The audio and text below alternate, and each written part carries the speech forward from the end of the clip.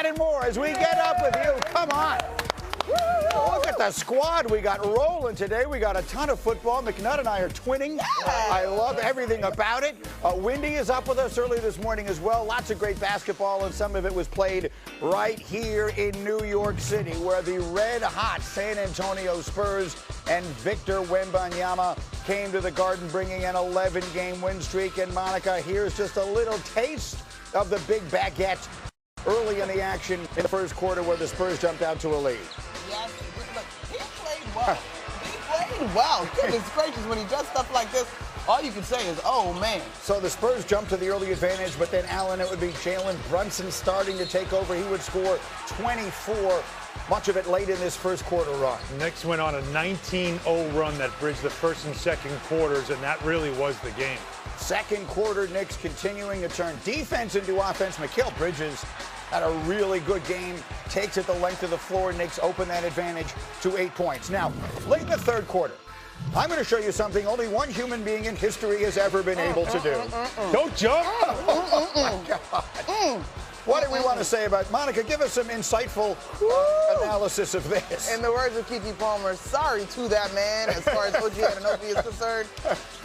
He's the only person alive who could do it, but that was pretty much all they had. The Spurs looked like a team that had run out of gas at the end of a long road trip, which they've been on. That was Mikal Bridges turning steals into points. He scored 25. He dishes this one for Landry Shamet, and the Knicks go on to cruise to a fairly easy win.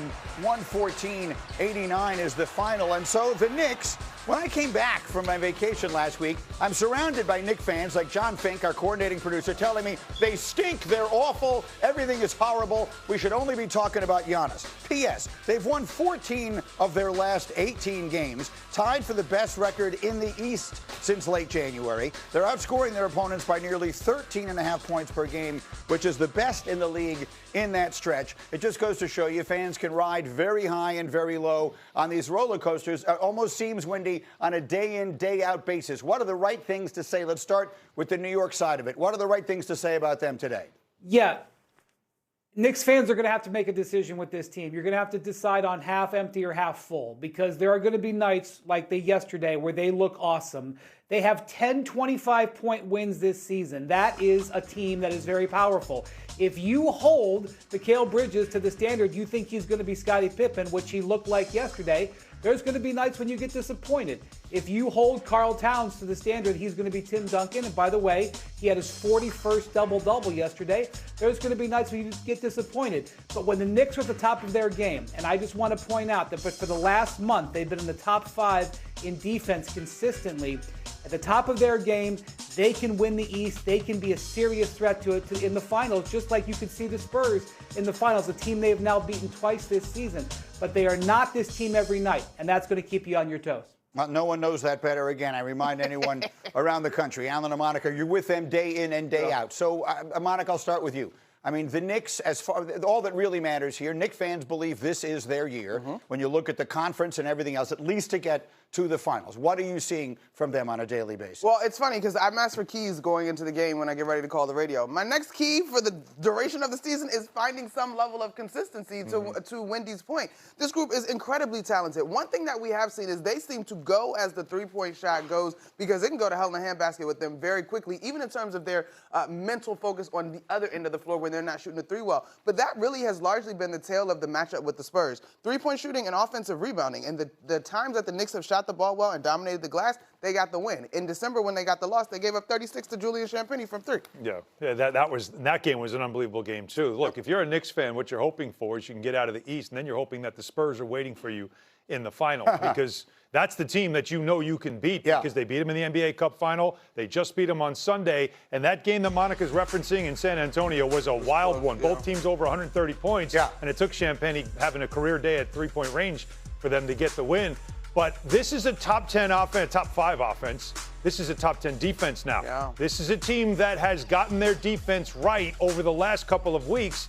And so when they play that way, they give you that type of championship feel.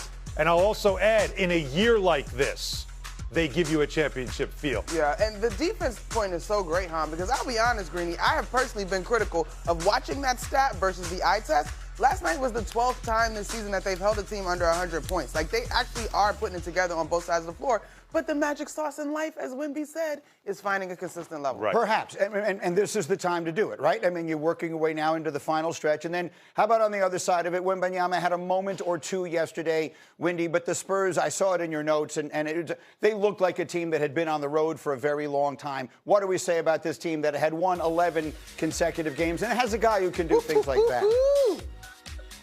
Yeah, they've had this incredible rodeo road trip where they haven't played a game in San Antonio since February 7th. But they all this 11 games, all of these games were on the road. They played a couple of games in Austin that were quote unquote home games.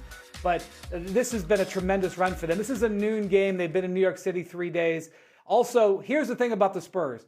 When they don't shoot three-pointers well, and they were 9 of 34 yesterday, that's when you can get them. They are a very high-variance three-point shooting team. We saw them in Detroit the other day have a great shooting game, and they pounded the Pistons. If they don't shoot the three well, they can be beaten. That's if their season ends short of the finals, it will probably be because, at least in part, their three-point shooting. And their youth. Just quick takes here, and we'll have time for a lot more later. Spurs right now, I mean, we were talking about them last week as though a team they could make a deep run in the West. What are your thoughts right this minute, Monica? 100% they can. I don't think that's outlandish, but I'm still leaning on the history. They don't have the experience. Yeah. Again, we've never seen a team not have any playoff experience with their core and win a championship, but there's always a first time with a guy like that. That's you can always believe. All right, there's a lot of hoops to get to in this morning, and we will. But now to the NFL, a very busy week. If that was not video of Monica McNutt talking to Victor Wembanyama before the game. You a little upset he didn't stop to say something back, Monica? Yeah. When you called him with the tall glass of sugar?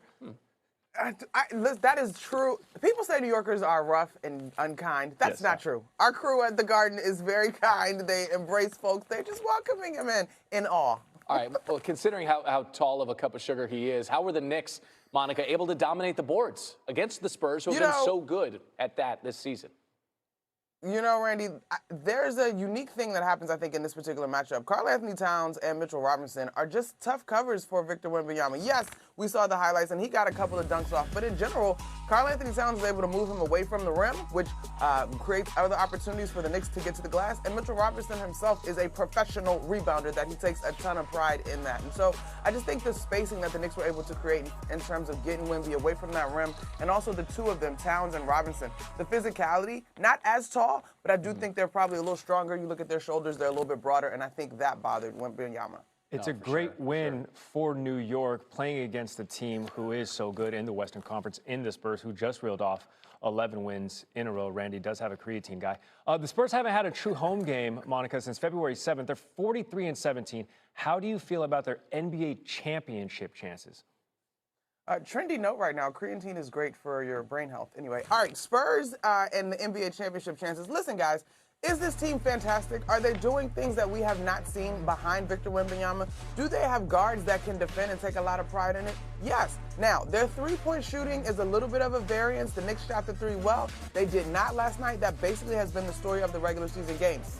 Here's the thing for me, though.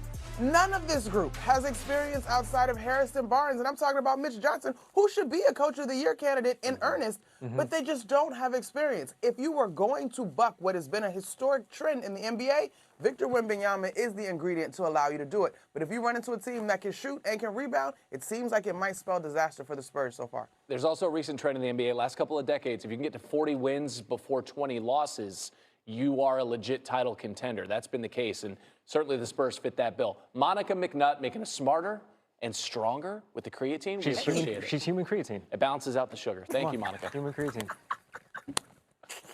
We're going to the cognizant. Got to hydrate on that creatine. Hey, otherwise, kidney stones, dude.